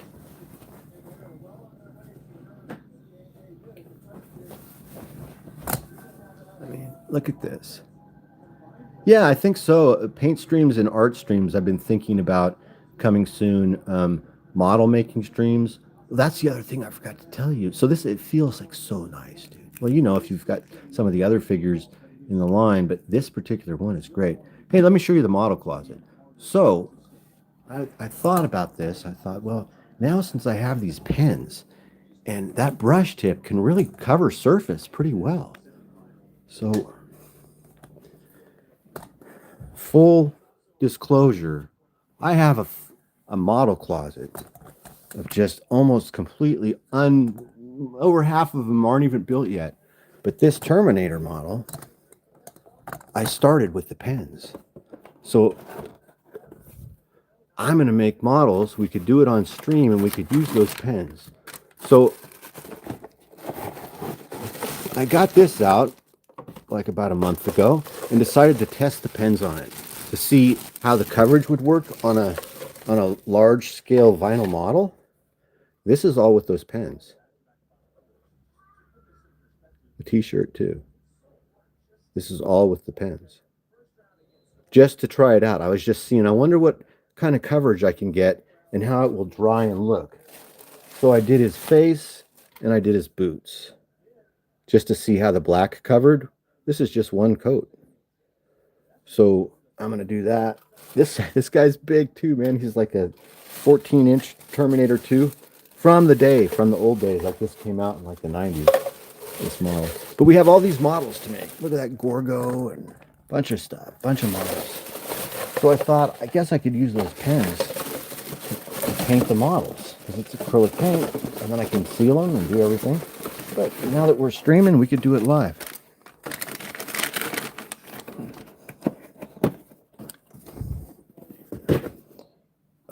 This totally not done yet. I've never even touched it, and I'm gonna try those paints on this Astro Boy. Look at this Japanese Astro Boy soft vinyl kit.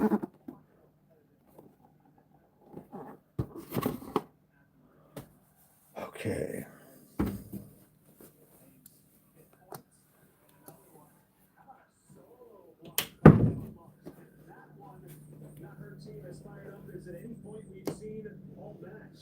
I haven't seen that celebration, but Lori Stafford, that Stafford recognizes the solo blood, looks over, she knows she's got it. Stafford then takes a lap. That's what I'm saying, Bronco, is that so I've been building models for years, and my model building procedure, let me show you, dude. I would cover this table with paper, and then this is my paint tray that I used to use.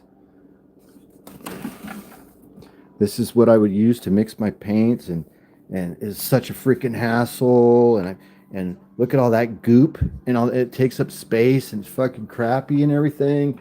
And then look at my brushes, what I used to use. Look at all these different types of brushes to try and find the thinnest, tiniest one to do stuff, you know. And now those pens have solved the whole problem. I don't have to mix anything. I don't need a rag. I don't need water. I don't need anything. I don't really even need paper for the most part to put down, protect anything on the table, because it only takes them a little while to dry. And that's kind of it. So they really, the acrylic paint pen, it's kind of wild. I didn't think about it until recently. But I'm going to try it on regular models here coming soon. Summertime really used to be model building time for me when I was a kid. I used to build a lot of models in the summertime. I guess because we had so much time during the day open with nothing to do, and it was something that was like sponsored by my mother. She would be like, "What are you guys doing? What are you going to do today?" And we're like, "We don't know. We don't have any. Mom, we're bored. We're bored." So she'd be like, "Here," she'd give us $5 a piece or something, me and my friend Garth, and she'd say, "Walk down to the store we used to go to this little department store that was not very far from the house." She'd say, "Go and buy yourself a couple models, come back, go in the backyard or in the garage and build some models." And we'd be like, "Thanks, Mom." It would be like a reward or something. But really, she was just trying to get rid of us, get us out of the house and get us occupied for a couple hours doing something that took time and effort and we had to focus on. And, yeah. So we would go and buy airplane models and car models, bring them home, and spend a couple days doing that, like focused and just hanging out doing models. You couldn't do it. That doesn't happen like during the school time. During the school year, you can't really make models in that same way. You can only do a little bit in the evening after school or something like that. You can't spend a whole afternoon just making a Messerschmitt.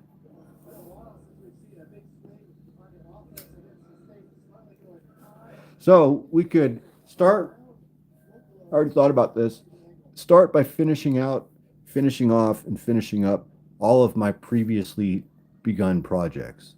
So I have projects, I get them all together, I finish the ones that are already started, and then move forward from there. That's what I'll be doing. Hey, check it out. Let me show you. I forgot completely to show you this. Sitting right on the table is another custom that I forgot to show you. This is a great custom if you're a classic Motu fan. So this is one of the Origins Battle Cats. that went with the Origins figures that came out about 5 years ago or something. So it's a really boring figure. There's almost no paint on it. His eyes aren't even painted. He has one little black dot. There's no light green. His nose isn't even painted black. There's no black on the lips. There's no black in the ears. So I added all of this paint. I painted his eyes yellow. I painted the black around the eyes. I made his pupils bigger. I painted his nose black. I painted his lips black. And I painted his inside of his ears black to make him look better, to make him look more like Battle Cat now. I think that the green on the muzzle, I added all of this, and on the chin, it makes it into a way better figure, I think.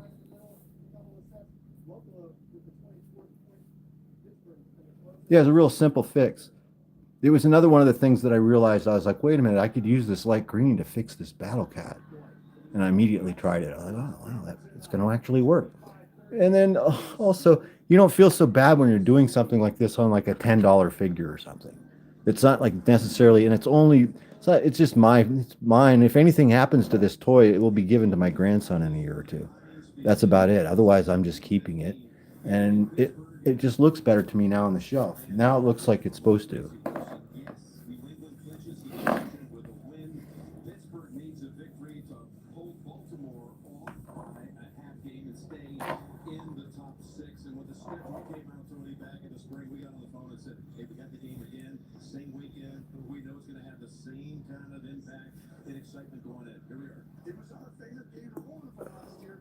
I guess the volleyball game ended, and Patriots Steelers 2018. Man. Hey, what's going on, Spacey? Tony Romo is just not one of my favorite announcers. I might just skip this whole game. So when something like this happens, man, when a game from 2018 pops up on the playlist randomly and it's set up, this is too soon. I just watched this game a couple years ago, it feels like. Even though it's 8 years ago, this is not what I want to watch. So I got to move on. 2024 collegiate wrestling? No. 2010? No. WCW with Jake the Snake from 1992? Yes. Okay. There we go. That's Diamond Dallas Page against some other guy. I don't know who that other guy is. All right. Hey, what's going on, Spacey? It's good to see you, man. How's everything over on the other side of the pond?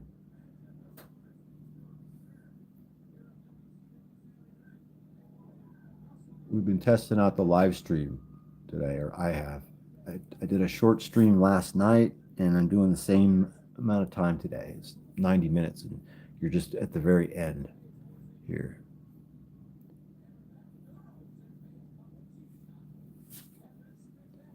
So yeah, there's that. There's custom. Yeah, just hanging out. I've just been hanging out, showing stuff, talking to Bronco here, and showing stuff, you know. Not much good today, very grim. Oh, man, I'm sorry to hear that. I hope it gets better. Yeah, so just talking about what's going to come up maybe in these upcoming live streams. Being live, it's best to take advantage of the whatever, the format.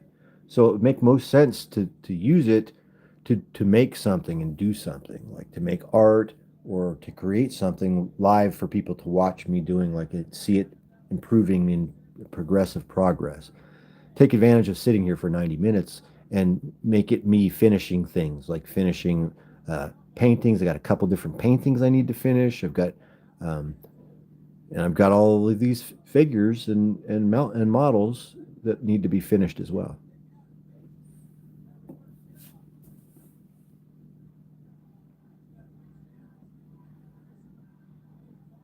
You know what else I did? Let me show you.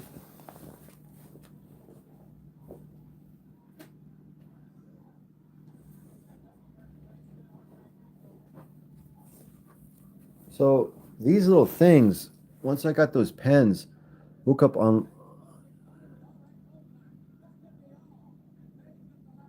Oh, I don't even. What is that Red Rose UK.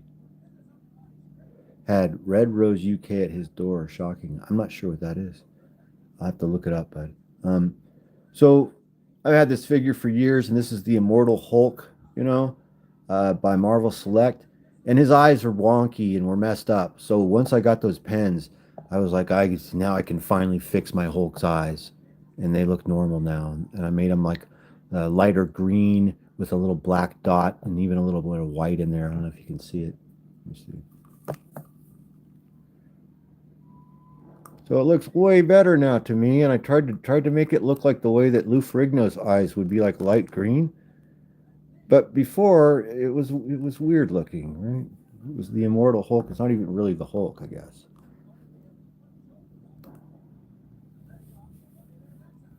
Yeah, this is a great figure, and it's real big and heavy and solid. I like this. This is a good Hulk.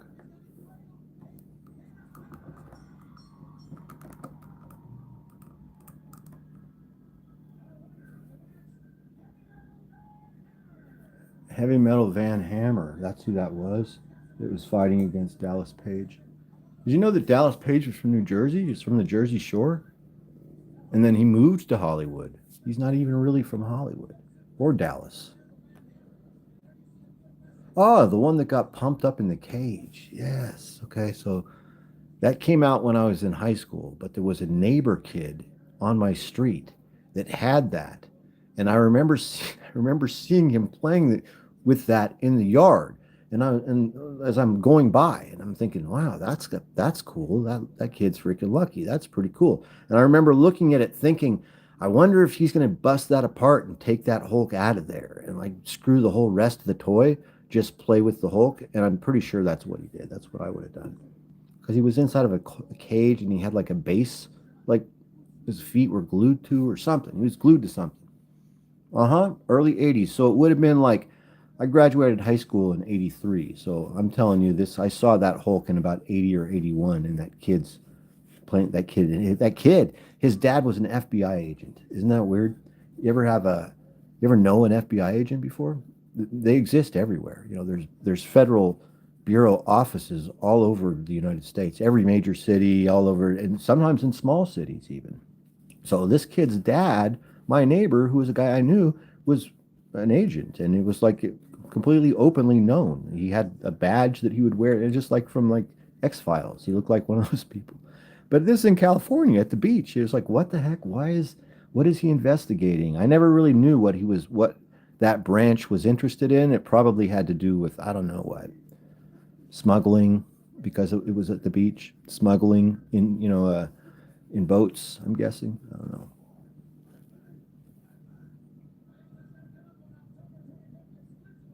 But yeah, that kid whose dad was an FBI agent, he had the Hulk in the cage with the pump, the same one that you had. And he was a little kid, like probably as old as you were, and I was like 14 or 15. Wasn't playing with toys anymore.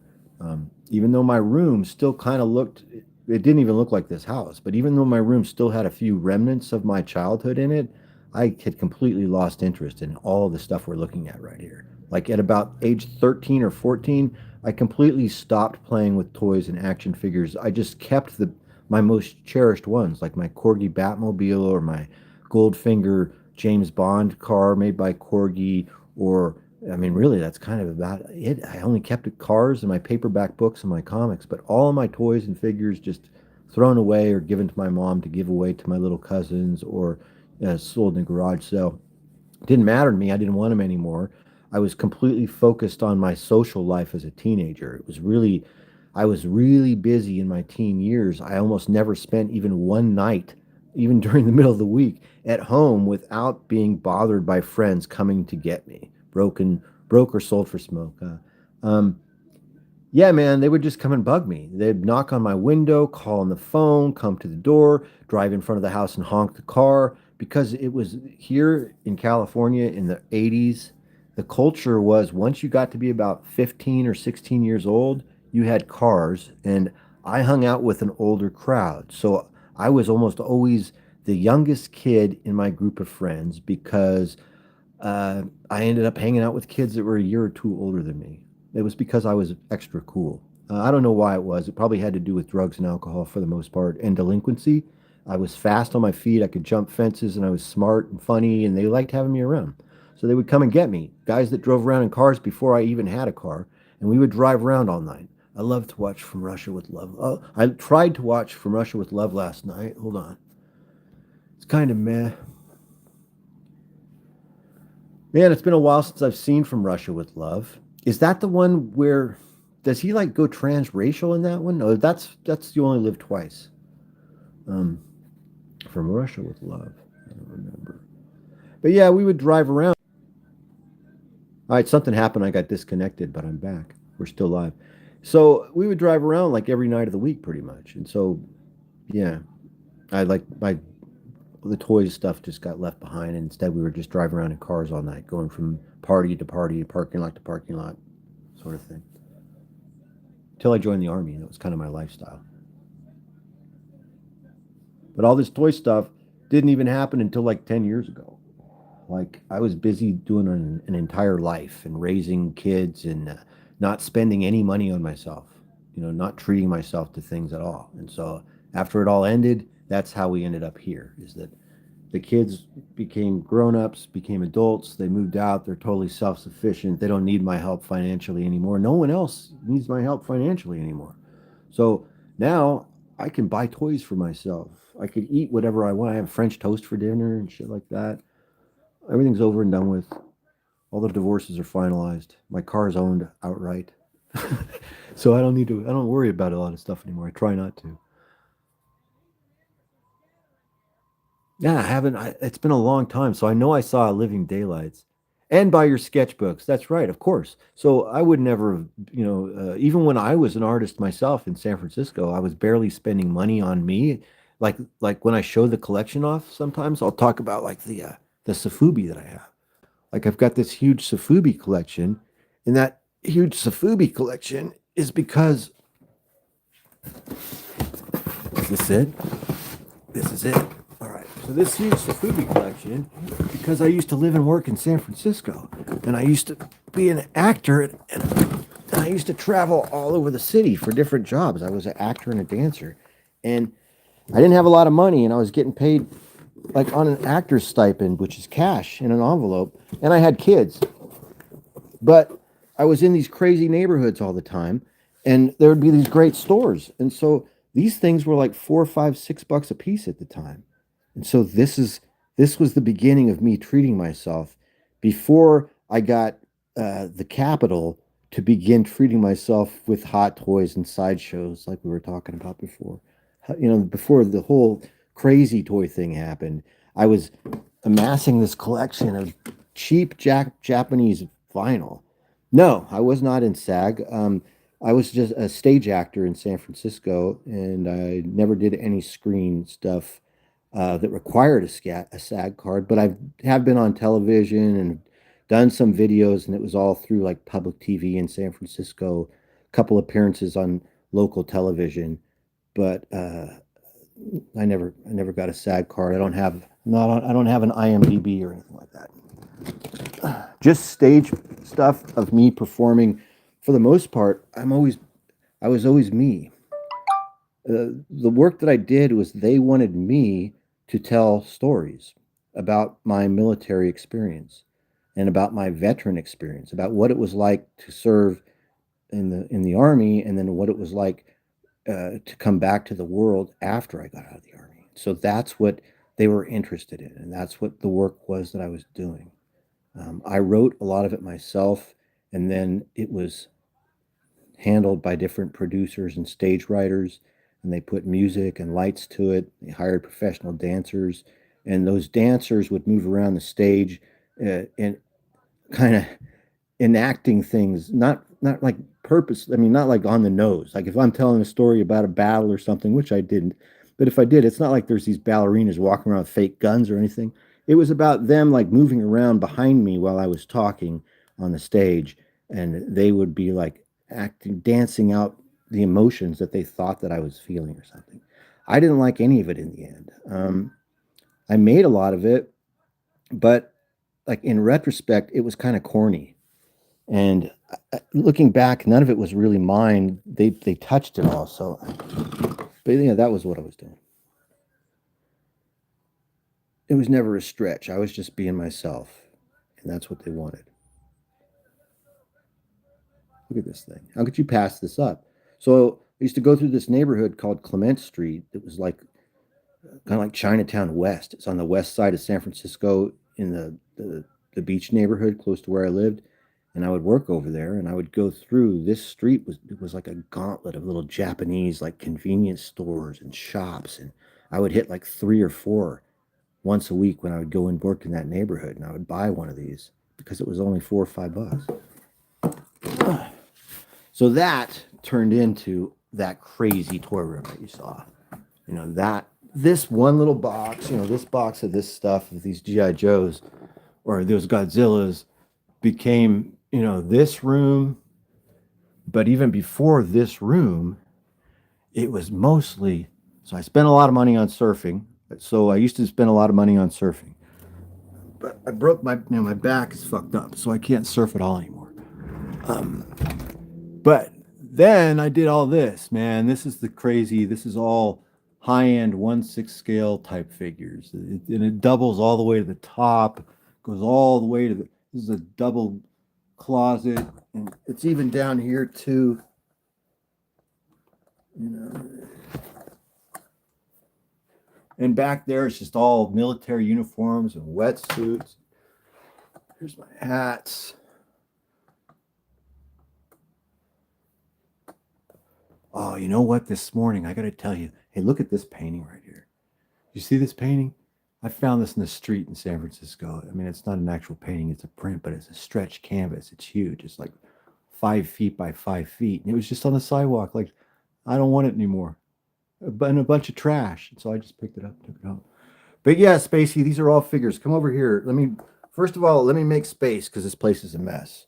So first, let's grab this stuff so I can step in here. This is a really cool 1/6 scale lion in here. We should look at it soon. But this, let's see, we can make it through.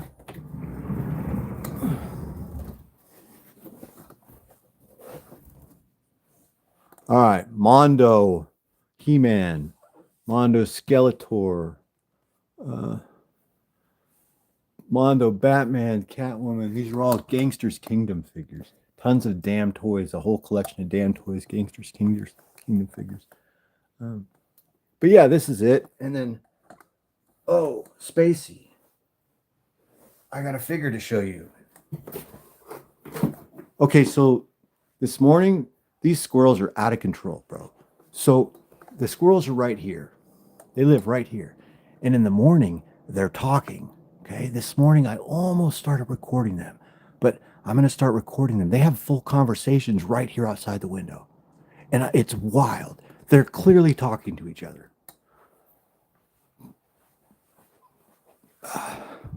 1/18 Batman. Where is this? Right here. So remember you showed that Furiosa figure? And I told you that I had this Wasteland Ranger. This was a third-party low production figure that I got for the Batmobile. Oh, I don't know if they have. I'm not sure what those. Somebody must make 1/18 Batmans. It's got to exist. Anyway, let me show you this real quick before we end it.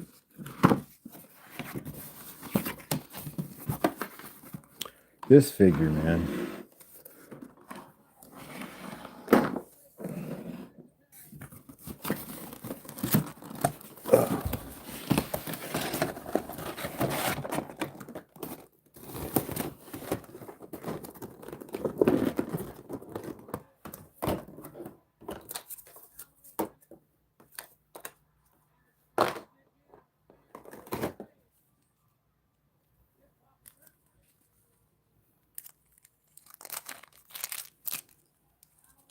One 1/6 scale Road Warrior.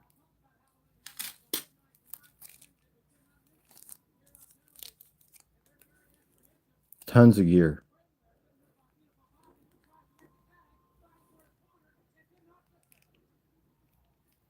He's got his knee brace. But yeah, this is all the faux leather and really good figure. Great head sculpt of Tom Hardy.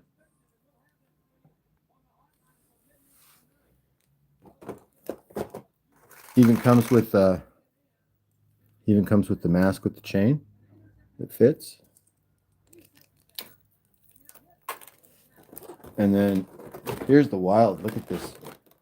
The accessories are out of control.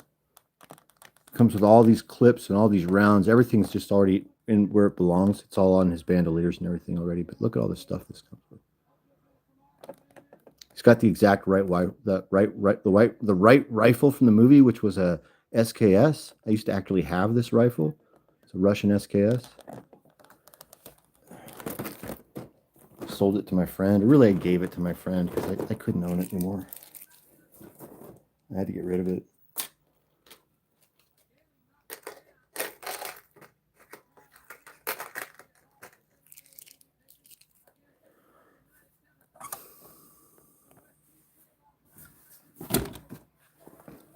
Oh, but yeah, it started with just me working like on a fixed income, raising two teenage sons on that fixed income, and living in a really expensive place at the beach in San Francisco and barely making it. And then getting to a point where I gained financial safety and security, and the kids, it all worked out. And it's kind of crazy because at the time it didn't feel like it was ever going to work out, you know, and the lists that I would make, like this list, you know, that I live off of, I use this list to get my life done, right? And in years past, this list was way heavier and way more full of shit. Like it used to have writing on both sides, and the stuff that was on the list was really hard to ever achieve. Like I felt like I was never going to be able to do the stuff on the list. But now I succeeded in doing everything on the list. And so now my list is simple shit. There's nothing bad on here. There's nothing about having to talk to my kid's probation officer. There's nothing about having to go meet with the social worker. Nothing about talking to my attorney about child support. Nothing. I mean, the serious stuff is stop smoking and save money, but really the main thing is now this is the hardest thing I have on the list is stop smoking. Everything else just helps me to get by. If I don't do these things, I have a shitty day. If I don't shower and shave for 3 days, then it might lead to something else, like me getting more depressed. This started out as being 30 push-ups a day. I do 300 reps of all different types of exercises every day now. But at the beginning, my goal was just to do 30 push-ups. Now I do five days a week, 30 to 45 minutes of free weight training every single day, or 5 days a week. Save money. I've always done the best I could with that. And it's not terrible right now. I'm able to buy original art from John Goras. Make art and videos. This is towards the top of my list because this keeps me healthy just as much as this other stuff, showering and shaving and exercising, saving money. I need to be creative and I need to make things, because if I don't make things that I feel like are worthwhile, then I lose a feeling of accomplishment, and I'm not proud of myself, of who I am.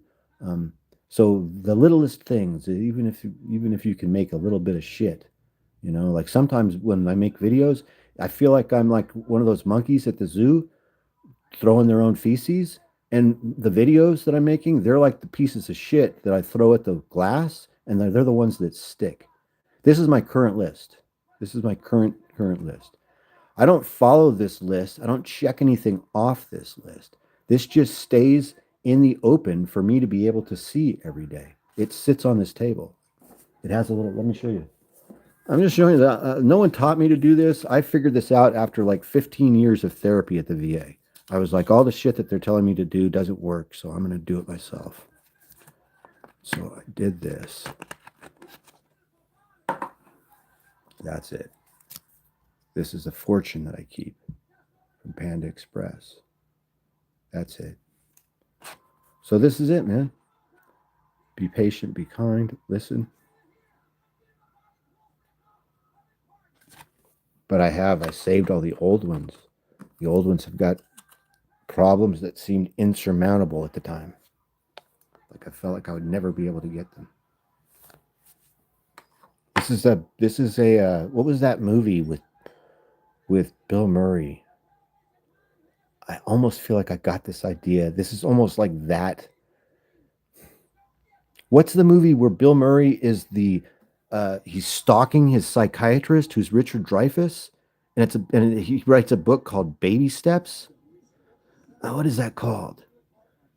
Anyway, his philosophy was just do everything small, attainable goals. Just take baby steps, and eventually, maybe if you'll be more comfortable taking like full-grown human steps. But at the beginning, just take baby steps. I think. But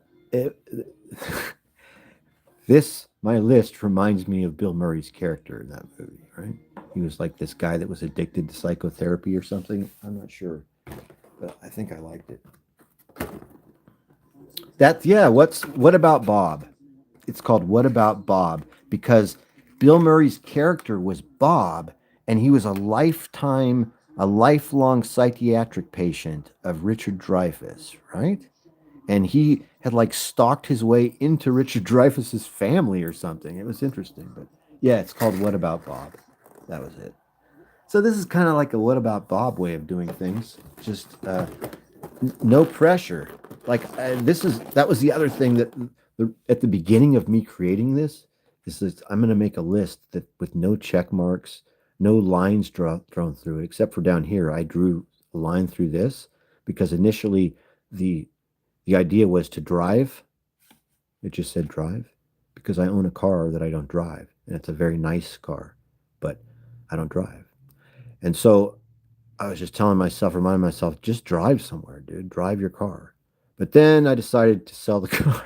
So I crossed out drive. And this is like a couple months ago. I crossed it out and put sell the car. But all this other stuff, man, this is just me. And you can see when stuff is added. Like at the beginning, I think this was the beginning of this list. And this list is about 2 years old, maybe 3 years old.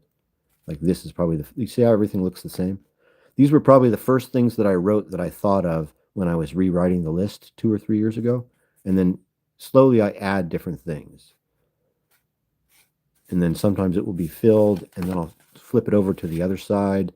And I've been doing this for a long time. This is about my fourth list, probably, the fourth piece of paper like this. And I've probably been doing it for 10 years. I don't know for sure. It helps me get shit done, low pressure wise. If I can just do one of these things a day, like shower and shave, or drink water, or be patient. Sometimes I can't. Like in the old days, the list was insurmountable, as I said, and sometimes at the beginning, most of the stuff on the list I couldn't even do. So I had to put real simple and easy shit on the list. Like it said brush your teeth on my old list. It said walk to the beach on my old list because I stopped going to the beach even though I lived like 5 minutes away, and I just stopped going to the beach. I'd like tell myself to do shit, and it would remind me to do those little easy things. Yeah. Stop smoking is tough for me. This has been at the top of my list for years. I've done everything except the smoking. I've done, everything all the bad stuff that used to be on the list has been eliminated. But yeah, saving money is difficult, especially when you have to spend money, obviously. I mean, it's hard cutting things out. But like for me, the solution, if I would stop smoking, it would solve this problem right here, save money. Because the amount of money that I spend on cigarettes, it would be a comfortable amount of money for me to save every month.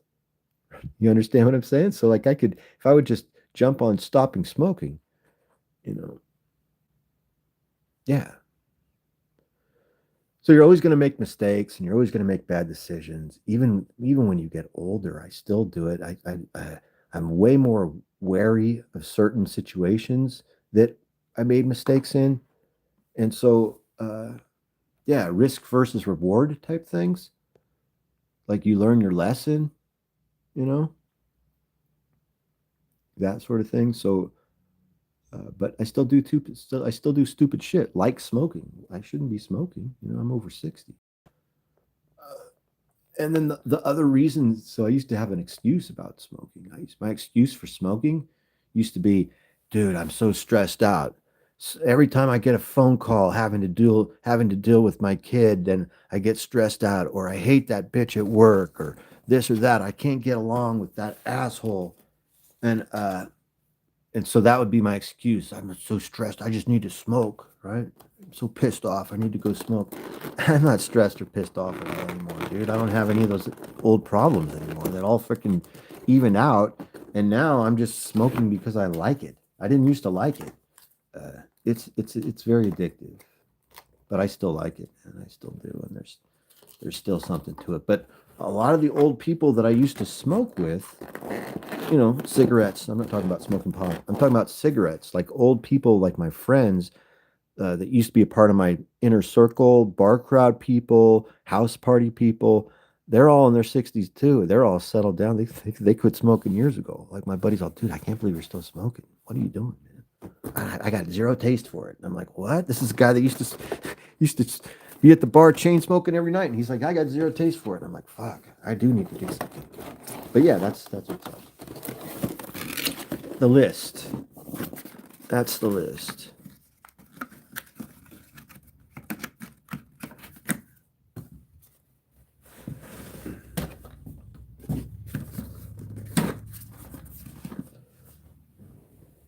All right, we're at 2 hours. We made this one 2 hours today. Hey, thanks for hanging out.